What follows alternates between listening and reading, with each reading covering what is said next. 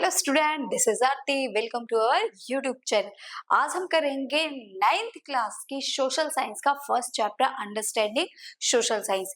इस वाले चैप्टर में हमने कुछ जो टॉपिक्स थे हमारे वो हम कवर कर चुके हैं। देखिए बेसिकली जो ये चैप्टर है ना, ये बिलोंग किससे करता है? ये हमारी सोसाइटी से बिलोंग करता है कि सोसाइटी में जो भी चीजें होती है वो सोशल साइंस से किस तरीके से रिलेटेड है। हम यहाँ सिर्फ सब्जेक्ट से रिलेटेड चीजों को नहीं समझते, यहाँ पर हमारी जो रियल लाइफ में चीजें हैं उनको अंडरस्टैंड करते हैं और उसको किससे रिलेट करके पढ़ते हैं, उसको हम सोशल साइंस जो सब्जेक्ट है हमारा उससे रिलेट कर कर हम उसको पढ़ते हैं। तो चलिए आज स्टार्ट करेंगे हमारा न्यू टॉपिक।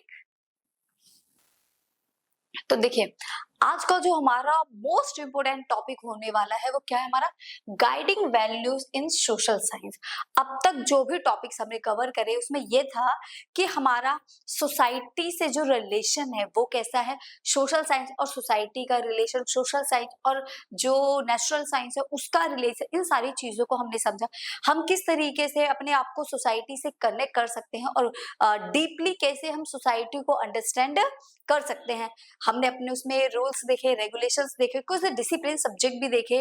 तो हमने ये समझा कि सोशल साइंस जो है उसमें 4 सब्जेक्ट्स आपके दिए हुए, उन चारों सब्जेक्ट से रिलेटेड ही हम पूरे एनवायरमेंट को, पूरी सोसाइटी को समझ पाते हैं। जैसे ज्योग्राफी हो गया, ज्योग्राफी से रिलेटेड हम क्या समझते हैं? हमारा जो पूरा environment, history, past to present जो हमारा एक डिस्टेंस है उसको हमने कैसे कवर किया। एंड इकोनॉमिक्स में प्रोडक्शन देखते हैं, एम्प्लॉयमेंट देखते हैं और फिर लास्ट है हमारा पॉलिटिकल साइंस जिसको हम सिविक्स भी बोलते हैं। इसमें हमने किन चीजों को समझा? सिविक्स में हमने ये देखा कि किस तरीके से गवर्नमेंट हमारे लिए काम करती है और रूल्स और रेगुलेशंस कैसे बनाए जाते हैं। तो जब हमने इन सारी चीजों के वैल्यूज के बारे में समझा, इन सारे पॉइंट्स को समझा, उनको अंडरस्टैंड किया कि ये सारे सोशल साइंस से कैसे जुड़े हैं और ये सिर्फ हमारे स्कूल तक सीमित नहीं है, ये स्कूल तक इनकी लिमिटेशन नहीं है, ये हमारे रियल लाइफ में भी एग्जिस्ट करते हैं। तो आज हम उसी की कवर पढ़ेंगे कि उसके वैल्यूज जो है सोशल साइंस की वो क्या है और उन वैल्यूज को कैसे हम गाइड करते हैं। तो देखिए guiding values in social science, तो सोशल साइंस को किस तरीके से गाइड किया जाता है? Social science develops social science develops both knowledge and values. Social science जो है हमारा वो हमारी नॉलेज और हमारी वैल्यूज दोनों को क्या करता है? डेवलप करता है। हमारी नॉलेज को भी डेवलप करेगा सोशल साइंस, क्योंकि जब हम सोसाइटी को समझेंगे, इंडिविजुअल, सोसाइटी, डाइवर्सिटी, डिस्क्रिमिनेशन, सारी चीजें हमारी सोसाइटी से जुड़ी हुई है और हम सोशल साइंस में इन्हीं सब सब्जेक्ट्स को पढ़ते हैं। तो जो हमारी क्या डेवलप करता है सोशल साइंस जो सब्जेक्ट, हमारी नॉलेज को भी इंक्रीज करता है और साथ ही साथ हमारी जो वैल्यूज है उसको रिलेटेड उसको भी बढ़ा देता है।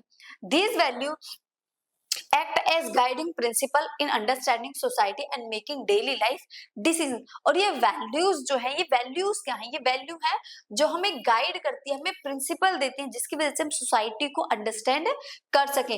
ये जो वैल्यूज है ये हमें गाइड करती है सोसाइटी को डीपली अंडरस्टैंड करने के लिए और हमारे डेली लाइफ में जो डिसीजन लिए जाते हैं कि वो डिसीजन हमें किस तरीके से लेने हैं। कोई भी हमारे डेली लाइफ में प्रॉब्लम है, अब उस प्रॉब्लम पे हमें क्या डिसीजन लेना है, ये हम सोशल साइंस को समझ के, ये सोसाइटी को समझकर उसके ऊपर हम एक बेस्ट जो डिसीजन है वो ले सकते हैं। In India guiding values are linked with the idea of the constitution. और ये जो गाइडिंग वैल्यूज हमें मिली है, जो वैल्यूज हमें मिली हैं या फिर जो डिसीजन हमें लेना है सोसाइटी से रिलेट कर कर, वो हमें आइडिया कहाँ से मिलता है? वो आइडिया हमें मिलता है हमारे कॉन्स्टिट्यूशन से। हमारे कॉन्स्टिट्यूशन हमें ये बताता है कि आपको किस तरीके आइडियाज को फॉलो करना है जिससे किसी दूसरे इंसान को भी कोई प्रॉब्लम ना हो, आपकी भी प्रॉब्लम सॉल्व हो जाए और उसकी वजह से किसी दूसरे इंसान को भी प्रॉब्लम ना हो। उसमें सबसे फर्स्ट है आपका जस्टिस, कि सभी को न्याय मिलना चाहिए। सोसाइटी में कोई भी ऐसा इंसान ना हो जिसके साथ क्या हो? अन्याय हो। तो कॉन्स्टिट्यूशन हमारा ये बताता है कि सोसाइटी में जितने लोग हैं सबको क्या मिलना चाहिए? जस्टिस, लिबर्टी मिलनी चाहिए, आजादी मिलनी चाहिए। कोई भी इंसान किसी की बाउंडेशन में नहीं होना चाहिए, सब फ्री, सब आजाद होने चाहिए। इक्वालिटी, सबको बराबर माना जाना चाहिए। ये नहीं किसी को आप वीआईपी एंट्री दे रहे हो, किसी को लाइनों में लगा रहे हो, किसी को बोल रहे यार स्टाफ चल रहा है हमारा, तो ऐसा नहीं, सब अगर है तो सबको बराबर एक ही लाइन में सब जाएंगे। ये नहीं किसी को पहले बुला लिया और किसी को बाद में बुलाया, अगर ऐसा है तो वहां पर इक्वालिटी नहीं हो रही है। फ्रेटर्निटी मतलब सब भाईचारे की जो फीलिंग है उसके साथ कंट्री में या सोसाइटी में रहेंगे, सब में एक दूसरे के लिए भाईचारे की भावना होनी चाहिए, दुश्मनी नहीं, वो मेरा भाई है, ठीक है, इस टाइप से आपको कंट्री में रहना चाहिए कि हम सब एक है, हम एक दूसरे से अलग नहीं है, हम सब क्या है, एक है। तो इस फीलिंग के साथ हमें देश में रहना चाहिए, ये हमारी वैल्यूज है, हमें इन वैल्यूज पे काम करना है। ओके, तो ये तो हमारा गाइडिंग है वैल्यूज, तो ये सारी वो वैल्यूज है जिसको हमें आगे लेकर चलना है और इन वैल्यूज पर ही हमें काम करना है, तभी आपकी जो सोसाइटी है वो एक लिबरल और बहुत ही गुड जो सिटीजन ऑफ सोसाइटी है वो बन पाएगी। तो गाइडिंग वैल्यू हेल्प अस इन 3 मेन वेज, जो गाइडिंग वैल्यूज है वो हमें तीन तरीके से हमारी हेल्प करती है, 3 टाइप से। The shape how we treat other and respect differences, तो यहाँ फर्स्ट पॉइंट ये है कि वो शेप देती है, they shape how we treat others, कि हम दूसरे लोगों को किस तरीके से ट्रीट करते हैं, ये हमारी आइडियोलॉजी, हमारी थिंकिंग है कि हम सामने वाले इंसान को कैसे ट्रीट कर रहे हैं और उसको कितनी रिस्पेक्ट दे रहे हैं। वो हमसे बेशक डिफरेंट है, हमसे अलग है, हमारे जैसा नहीं है, बट फिर भी हम उसको किस तरीके से रिस्पेक्ट दे रहे हैं, जैसे रिस्पेक्ट हम सामने वाले को देंगे, सामने वाला वैसे ही रिस्पेक्ट हमारी करेगा, जैसे हम उसको ट्रीट करेंगे वैसे ही वो हमें ट्रीट करेगा। अगर आप किसी को अब्यूज करते हो तो बदले में आपको वो पूजा थोड़ी करेगा कि थाली लेके चलो पूजा करो, इसने मेरे को अब्यूज करा, नो, वो भी आपको अब्यूज करेगा, आप उसको मारोगे वो आपको मारेगा। तो क्या ये सोसाइटी में होना सही है? नहीं ना। तो जैसा आप ट्रीट करोगे आपको भी वैसा ही ट्रीटमेंट मिलेगा। आप अगर उसको अच्छे से ट्रीट करोगे, रिस्पेक्ट करोगे, तो वो भी आपकी रिस्पेक्ट करेगा। They guide the proper use of natural resource and development planning, और सेकंड है कि जो नेचुरल रिसोर्स है और डेवलपमेंट है ना, इसके प्रॉपर प्लानिंग करके हमें करना चाहिए। ये नहीं है कि आज हमारे पास है तो अंधाधुंध उसका यूज करो, मतलब बिना किसी लिमिटेशन के कितना यूज कर सकते हो करो, और एक टाइम बाद क्या जब खत्म हो जाए तो क्या हमारे पास कुछ भी नहीं है, हम तो खाली हाथ है। तो खाली हाथ होने से पहले हमें उसकी एक प्रॉपर प्लानिंग कर लेनी चाहिए। अगर हम कोई भी काम बिना प्लानिंग के करेंगे, विदाउट प्लानिंग करेंगे, तो एक टाइम बाद हमें क्या मिलेगा? जीरो, कुछ भी नहीं मिलेगा। अगर हम एक सीरीज में प्लानिंग करके काम करेंगे तो हमें भी बेनिफिट होगा और आने वाली जो जनरेशन है उन्हें भी बेनिफिट होगा। सोचो आज हम अगर रिसोर्सेज यूज कर रहे हैं तो, और उन रिसोर्सेज को हम विदाउट प्लानिंग अगर यूज करें, उन रिसोर्सेज को अगर हम विदाउट प्लानिंग यूज करेंगे तो एक टाइम बाद क्या होगा, जो रिसोर्सेज है वो खत्म हो जाएंगे, और जब रिसोर्सेज ही खत्म हो गए तो ना तो हमारे डेवलपमेंट के लिए बचे, ना ही जो आने वाली जनरेशन है उसके डेवलपमेंट के लिए बचे। तो यूज जो नेचुरल रिसोर्स हैं उन्हें हमें अपने डेवलपमेंट के लिए और आने वाले जनरेशन के डेवलपमेंट के लिए, दोनों के लिए किस तरीके से यूज करना पड़ेगा? प्लानिंग के थ्रू। ओके, दे हेल्प अस जज whether rules policies and decision are fair for everyone. हमें देखो क्या है, दे हेल्प अस जज, वो हमें जज करते हैं कैसे, कि जो रूल्स है, पॉलिसीज है, डिसीजन है, क्या हम उनको सही तरीके से यूज कर रहे हैं या नहीं कर रहे, तो वो जो है वो फेयर होने चाहिए सभी के लिए। ये नहीं पर्टिकुलर कुछ लोगों को तो दे दिया और कुछ के पास राइट्स ही नहीं है, वो उनको वो पॉलिसीज वो स्कीम मिल ही नहीं पा रही है, तो सबके लिए ये फेयर होनी चाहिए, मतलब जजमेंट सबके लिए बराबर होना चाहिए, सबको यहाँ पर जस्टिस मिलना चाहिए। अगर कोई स्कीम किसी एक पर्सन को मिली तो वो सभी को मिलनी चाहिए। तो ये वो पॉइंट्स है जो हमें वैल्यूज बताते हैं और हमारी हेल्प करते हैं किसमें? वैल्यूज को गाइड करने में। Social science helps in building responsible and aware citizen. Social science हमें बिल्ड करता है, हमें बनाता है एक रिस्पॉन्सिबल और एक अवेयर सिटीजन, जिसको सारी नॉलेज हो, वो जागरूक सिटीजन, जागरूक नागरिक बन सके सोसाइटी का। ठीक है, तो इसके लिए कुछ पॉइंट्स है हमारे पास, तो इन पॉइंट्स के थ्रू हम अपनी वैल्यूज को समझेंगे और समझेंगे क्या हम इसके थ्रू काम कर रहे हैं या नहीं। तो फर्स्ट पॉइंट है हमारा डाइवर्सिटी। डाइवर्सिटी क्या होता है? डाइवर्सिटी का मतलब होता है विभिन्नता, डिफरेंसेस। ये देखिए यहाँ पर ये जो फिगर आपको दिखाई दे रहा है, इसमें सबके हाथों का जो कलर है, हैंड का जो कलर है, वो सबका कैसा डिफरेंट है। किसी का ब्लैक है, कोई व्हाइट है, कोई डिस्की कलर है, तो सबका जो कलर है वो रेनबो कलर हम बोल सकते हैं, सबका डिफरेंट डिफरेंट शेड्स हैं कलर्स के डिफरेंट डिफरेंट शेड्स हैं, कोई व्हाइट, कोई ब्लैक, कोई डस्की कलर, कोई ब्राउन कलर, ठीक है, इस टाइप से कलर है। तो ये है डाइवर्सिटी। यहाँ स्किन बेस्ड हमने डाइवर्सिटी लिया। बाकी अगर किसी कंट्री में आप देखोगे तो कल्चर बेस्ड डाइवर्सिटी होती है। क्या पूरी कंट्री में एक ही लैंग्वेज के लोग रहते हैं? नहीं ना, डिफरेंट डिफरेंट लैंग्वेज के लोग हैं तो डाइवर्सिटी है। कल्चर सबका अलग होता है, रिलीजन सबका अलग होता है, जेंडर अलग होते हैं, तो ये सारे क्या है, ये डाइवर्सिटी है। अगर आपको डिफरेंट टाइप ऑफ पीपल दिखाई दे, इट मीन्स कि वहां पर क्या है, डाइवर्सिटी है। अब ये जो डाइवर्सिटी है तो कंट्री में हम इसको एज अ वीकनेस देखते हैं या एज अ स्ट्रेंथ देखते हैं? तो ये most of the important point है हमारा। Diversity means recognising and respecting difference among people. Diversity में हम क्या रिकॉग्नाइज करते हैं कि हम लोगों की, देखो डिफरेंट लोग हैं, मान लो मैं हिंदी बोल रही हूँ, आप पंजाबी बोल रहे हो, हम दोनों ही अलग हैं, ठीक है ना, मुझे पंजाबी आती ना आपको मान लो हिंदी आती, तो हम दोनों क्या है, एक अदर लैंग्वेज के पीपल है। अब हम दोनों एक दूसरे की हमें रिस्पेक्ट करनी चाहिए या भगा देना चाहिए, चा पता नहीं कौन है, ऐसा हमें नहीं करना चाहिए। बेशक हम डिफरेंट लैंग्वेज के पीपल है बट हमें एक दूसरे की रिस्पेक्ट करनी चाहिए, यही डाइवर्सिटी का रूल है। डिफरेंसेस हमेशा बेकार नहीं होते, हमेशा उनको हमें एज अ वीकनेस नहीं देखना चाहिए, हमें एज अ स्ट्रेंथ देखनी चाहिए कि we are both different language. तो we know two languages, like आपको पंजाबी आती है, मुझे हिंदी आती है, तो मैं पंजाबी सीख सकती हूँ और आप, यू शुड लर्न हिंदी। अगर मुझे पंजाबी सीखनी चाहिए तो आपको हिंदी सीखनी चाहिए। तो हम एक, अब दोनों को क्या है, दो लैंग्वेजेस आ गए, आपने पंजाबी सीख ली और मैंने मैंने पंजाबी सीख ली और आपने हिंदी सीख ली, तो हम दोनों ही अब दो लैंग्वेजेस वाले हो गए। और दोनों के कल्चर भी अलग है, फेस्टिवल्स भी अलग है, तो आप मेरे फेस्टिवल को एंजॉय करो और मैं आपके फेस्टिवल को एंजॉय करूं। तो देखिए एक कंट्री में रहकर हम दोनों ने बहुत सारी चीजें सीखी, कल्चर सीखा, लैंग्वेज सीखी, फेस्टिवल्स को एंजॉय किया। तो ये हमेशा वीकनेस नहीं, अगर कोई प्रॉब्लम आती है, मुझे कुछ समझ नहीं आता तो आप मुझे समझा सकते हो, आपको कुछ समझ नहीं आएगा तो मैं आपको समझा सकती हूँ। तो डिफरेंस हमेशा वीकनेस नहीं, स्ट्रेंथ होती है। तो यहाँ हमें एक दूसरे की क्या करनी चाहिए, respect, recognising and respecting different among people. तो सभी लोगों को एक दूसरे की रिस्पेक्ट करनी चाहिए। डिफरेंसेस में भी लैंग्वेज, अब जो डिफरेंसेस होते हैं देखिए लैंग्वेज में हो सकते हैं, जैसे मैंने आपको बताया, religion, culture, food, clothing, gender, caste और रीजन। एरिया के अकॉर्डिंग भी होता है कि कौन किस एरिया में रहता है, जो दिल्ली में रह रहा है, कोई महाराष्ट्र में रह रहा है, कोई उत्तर प्रदेश में रह रहा है, तो जगह के अकॉर्डिंग भी डाइवर्सिटी होती है। Diversity makes society rich and colourful. Diversity की वजह से जो सोसाइटी है वो कलरफुल बन जाती है। जैसे ये, अब यहाँ पर डिफरेंट शेड्स ऑफ पीपल हैं, सबको खड़ा कर दो तो अलग अलग कलर दिखाई देगा, तो सोसाइटी कैसी हो गई हमारी, कलरफुल, ठीक है, कल्चर रिच सोसाइटी है हमारी।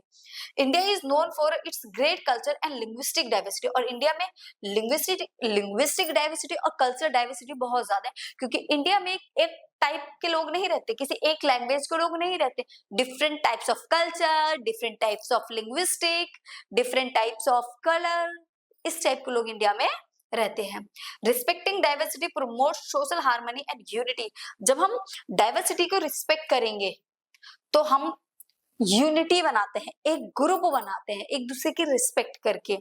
We should avoid stereotypes and treat everyone with dignity and respect. हमें स्टीरियोटाइप को अवॉइड करना चाहिए, मतलब कि एक ही लैंग्वेज होनी चाहिए, एक ही कल्चर या एक ही सोसाइटी होनी चाहिए, इस चीज को हमें क्या करना चाहिए, क्या करना चाहिए, जल्दी बता दो, अवॉइड। हमें सबको एक साथ रहकर एक दूसरे की डिग्निटी की रिस्पेक्ट करनी चाहिए। Diversity supports fraternity and feeling of togetherness among citizen. Diversity हमेशा सपोर्ट करता है फ्रेटर्निटी को, मतलब भाईचारे को हमेशा सपोर्ट करता है। और फीलिंग कैसी आती है, टुगेदरनेस की, लोगों के बीच में, कि लोगों को कैसे रहना चाहिए, एक साथ मिलकर रहना चाहिए। तो ये बात कौन बोलता है, ये बात बोली जाती है हमारी डाइवर्सिटी के अकॉर्डिंग। नेक्स्ट देखिए इंक्लूसिविटी। इंक्लूसिविटी क्या होता है, inclusivity means making everyone feel welcome, respect and included in society. देखो डाइवर्सिटी क्या बोलती है कि डिफरेंट टाइप के लोग हैं, इंक्लूसिविटी बोलती है कि सब आओ और सबका यहाँ पर वेलकम है, चाहे कोई किसी भी लैंग्वेज का, किसी भी ग्रुप का, किसी भी रीजन का, किसी भी कास्ट, किसी भी जेंडर का लोग हैं, सभी का हम वेलकम करते हैं। ये क्या है, ये इंक्लूसिविटी है। जब हम सबको वेलकम करेंगे तो ये इंक्लूसिविटी हो जाता है। सबको वेलकम करना, सबके रिस्पेक्ट करना, मतलब सभी को इंक्लूड करके एक सिंगल सोसाइटी बना देना, ठीक है। जैसे एक बुके होता है ना, इसके डाइवर्सिटी के लिए और इंक्लूसिविटी के लिए सबसे अच्छा एग्जांपल है बुके। बुके में क्या होता है, डिफरेंट टाइप ऑफ फ्लावर्स होते हैं, ये डाइवर्सिटी है, बट उन्हीं सभी फ्लावर्स को एक साथ लाकर एक बुके बना दो तो वो होता है आपका inclusivity. Okay, it ensure equal participation in classroom, communities and public life। जैसे मैंने आपको बुके का एग्जांपल दिया कि हम डिफरेंट डिफरेंट फ्लावर लेकर एक बुके में उसको बाइंड कर देते हैं, तो कितना प्यारा लगता है ना वो बुके। अगर पूरे बुके में सिंगल टाइप के फ्लावर हो तो मे भी वो उतना अच्छा नहीं लगेगा, अगर हम उसमें 7 टाइप के या 10 टाइप के फ्लावर्स डाल दे बुके में तो वो बहुत ब्यूटीफुल लगेगा। सेम उसी टाइप से तो हमें हमारी जो क्लासरूम है, हमारी जो कम्युनिटी है या पब्लिक लाइफ है, वहां भी हर टाइप के लोगों को हमें वेलकम करना चाहिए, चाहे कोई किसी भी कलर का, किसी भी लैंग्वेज का इंसान हो। तो क्लासरूम को हमें एज अ बुके मानना चाहिए। क्लासरूम में हमें ऐसा नहीं है कि किसी भी कलर को, किसी भी रिलीजन को आने से रोक दिया जाए कि तुम नहीं आओगे, ऐसा हमें नहीं करना चाहिए। इंक्लूसिविटी कहती है कि क्लासरूम है या कम्युनिटी है या कोई पब्लिक लाइफ है तो हर जगह सबका वेलकम होना चाहिए, और वेलकम ही नहीं उनकी रिस्पेक्ट भी करनी चाहिए। Inclusivity helps remove barriers caused by discrimination and inequality. Inclusivity पूरी तरीके से जो बैरियर्स लगाए गए सोसाइटी पे लोअर अपर कास्ट को लेकर, जेंडर डिस्क्रिमिनेशन को लेकर, इन सबको वो पूरी तरीके से हटाने की बात करती है कि किसी के साथ किसी भी टाइप का डिस्क्रिमिनेशन नहीं होना चाहिए। और वो इनइक्वालिटी की भी बात करती है कि सभी को बराबर माना जाना चाहिए, किसी के साथ किसी भी टाइप का कोई भी भेदभाव नहीं होना चाहिए। इन schools it means preventing bullying and supporting all student. सभी स्टूडेंट्स को सपोर्ट करना चाहिए, एक दूसरे स्टूडेंट्स को बुली नहीं करना चाहिए। लाइक किसी को बॉडी शेमिंग की जा रही है, किसी का डार्क कलर है तो उसको लेकर उसको कमेंट पास किए जा रहे हैं, तो ये सोसाइटी या फिर स्कूल में भी नहीं होना चाहिए। किसी को स्कूल में बुली नहीं करना चाहिए। आपको जितना राइट है रहने का सेम उसको भी उतना ही राइट है सोसाइटी में रहने का। तो आप एज अ स्टूडेंट या एज अ सिटीजन, ठीक है, एज अ ह्यूमन बींग्स किसी के साथ भी इस तरीके का बिहेव नहीं कर सकते कि आप किसी को बुली कर रहे हो या किसी को परेशान कर रहे हो। और ये बात सिर्फ स्कूल तक नहीं है, आपकी जो रियल लाइफ है वहां भी ये बात बिलोंग करती है।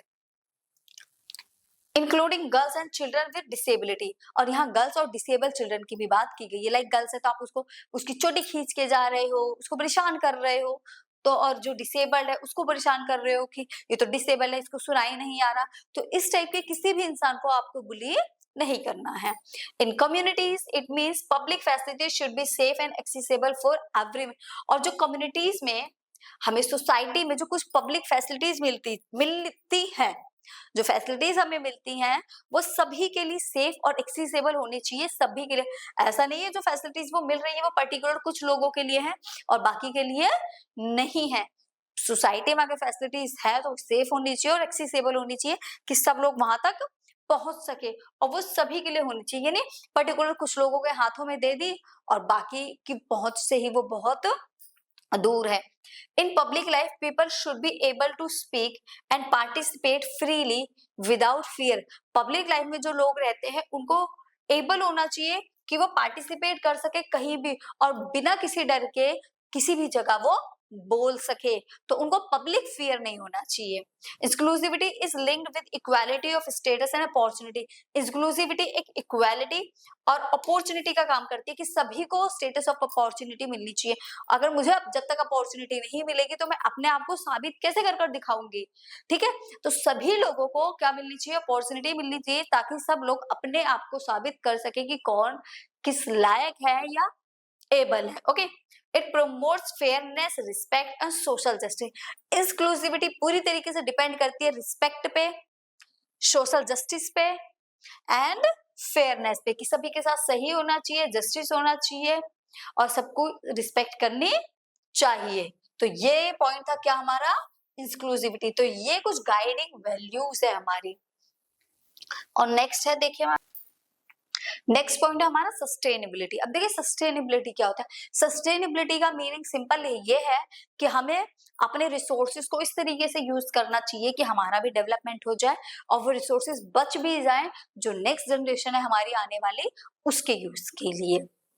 ओके, तो देखिए sustainability means using resources wisely for present and future generation. तो सस्टेनेबिलिटी का मतलब क्या है, हमें रिसोर्सेज को इस तरीके से यूज करना चाहिए कि प्रेजेंट और फ्यूचर दोनों ही जनरेशन इसको अच्छे से यूज कर सके।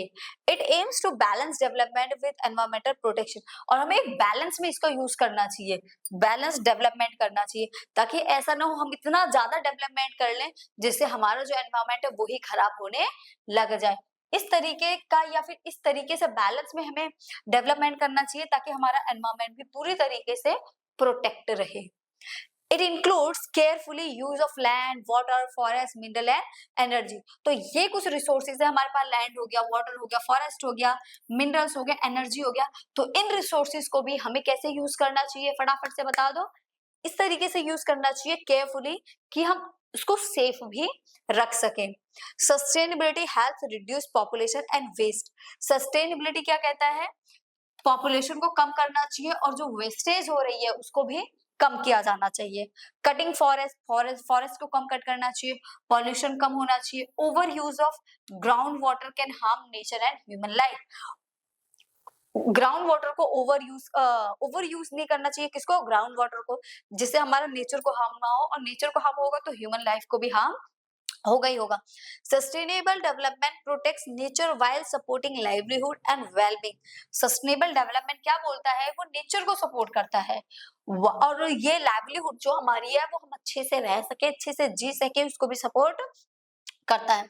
It focus on long term benefit for both people and the planet. जो सस्टेनेबल है ये किसी पर्सनल या किसी इंडिविजुअल को सपोर्ट नहीं करता, ये सपोर्ट करता है एक लॉन्ग टर्म बेनिफिट को। आज का बेनिफिट नहीं देखता कि आपको रिसेंटली या तुरंत के तुरंत ही आपको बेनिफिट मिलना चाहिए, एक लॉन्ग टर्म बेनिफिट को देखता है और जिसमें आपको तो फायदा होगा ही होगा और साथ ही साथ जो प्लैनेट है उसको भी प्रॉफिट होना चाहिए। तो इस चीज को सपोर्ट करता है। तो सिंपल वर्ड में देखें तो सस्टेनेबल वो है जिसमें हमारा जो नेचर है उसको किसी भी तरीके से कोई हार्म नहीं होना चाहिए, हम अपना भी डेवलपमेंट कर ले और आने वाला जो टाइम है उसमें जो जनरेशन आएगी वो भी अपना डेवलपमेंट कर सके। ऐसा नहीं करना हमें कि अंधाधुंध आज ही खत्म कर दो, आने वाली जनरेशन कौन सा हमारे टाइम में आ रही है, जब आएगी तब का तब देखा जाएगा, ऐसे नहीं। आपको लिमिटेड अमाउंट में उसको यूज करना चाहिए और ऐसा यूज करना है कि जिससे एनवायरमेंट भी खराब ना हो। नेक्स्ट है हमारा इक्विटी। अब ये देखिए इक्विटी क्या है, इक्वालिटी तो आप सबने सुना है या नहीं सुना, सबने सुना है ना, इक्वालिटी तो हमने भी सुना है। तो ये इक्विटी क्या होता है, इक्विटी बिल्कुल इक्वालिटी जैसा ही होता है, बट इक्वालिटी क्या बोलता है कि अगर भंडारा बट रहा है ना, अगर सबको 2 पूड़ी मिल रही है भंडारे में तो सबको 2 ही मिलेंगी, किसी को 3 नहीं मिल सकी, ये क्या है, इक्वालिटी। अगर किसी को 3 मिल गई ना तो यार ये जस्टिस नहीं हुआ, उसको 3 क्यों दे दी, ठीक है, ये गलत बात है ना। बट इक्विटी क्या कहता है, जिसको ज्यादा भूख है उसको आप 3 और 4 पूड़ियां भी दे सकते हो। जैसे कोई भिखारी है, अब उसने 2 दिन से खाना नहीं खाया, क्या उसको 2 पूड़ी में कुछ होने वाला है, नहीं होने वाला ना। तो उसको अगर 4 की नीड है तो उसको 4 भी देनी पड़ेंगी और बाकी सबको 2 दो। तो मतलब जो इक्विटी है वो नीड के अकॉर्डिंग काम करता है, इक्वालिटी नीड के अकॉर्डिंग काम नहीं करता, वो है कि जितना सबको मिल रहा है उतना ही मिलेगा आपको, बट इक्विटी नीड के अकॉर्डिंग काम करता है। अब इस फिगर को देखिए, अब देखिए ये 3 लोग हैं, एक तो ये है काफी बड़ा इंसान है, ठीक है, 20-25 साल का इंसान है, पूरा मैन है, ये एक बॉय है और ये एक छोटा बेबी है। अब सभी को यहाँ जो ये मैच हो रहा है सबको देखना है या नहीं देखना, सबको देखना है। तो इक्वालिटी क्या बोलती है, तीनों को एक एक टेबल दे दो, तीनों को यहाँ पर एक एक टेबल दे दिया। अब इक्वालिटी हुई या नहीं हुई, सिंपल सी बात बता ना, तीनों को टेबल दिया है तो इक्वालिटी हो गई ना, कि सबको एक एक टेबल दे दिया। ये तो पहले भी देख पा रहा था, जब इसके पास टेबल नहीं था तब भी देख पा रहा था, ये नहीं देख पा रहा था, इसको मिल गया, ये देख सकता है। मतलब पहले सिर्फ इतना देख पा रहा था, आईज थी, बट अब ये प्रॉपर अपनी नेक तक देख सकता है। और ये छोटा बच्चा ये देख ही नहीं पा रहा, क्योंकि बेशक एक टेबल इसको दे दी गई है बट ये फिर भी नहीं पहुंच पा रहा, तो ये मैच देख ही नहीं पा रहा। तो क्या इक्वालिटी हुई है, अगर टेबल के अकॉर्डिंग देखो तो हाँ इक्वालिटी हुई है। अगर छोटे बच्चों को हम 2 या 3 टेबल देते हैं तो ये दोनों गुस्सा करेंगे, उसको 2-3 क्यों दे दी, हमें तो एक ही दी है, हमें भी 2-3 दो। कोई मना करता है क्या कोई चीज ज्यादा मिलने से, नहीं ना। तो बट इक्विटी क्या बोलती है कि भाई तुम तो मैच देख पा रहे हो, वो तो तब भी नहीं देख पा रहा। और इस बड़े वाला जो ये बॉय है इसको तो नीड ही नहीं है टेबल की, क्योंकि ये तो विदाउट टेबल भी मैच देख सकता है। ये देखिए अब विदाउट टेबल भी ये मैच देख पा रहा है जो बॉय है, उसको एक टेबल में वो परफेक्ट मैच देख पा रहा है, बट जो छोटा बेबी था उसको इसके भी टेबल उसको दे दी गई, अब वो भी मैच देख पा रहा है। तो ये इक्विटी है।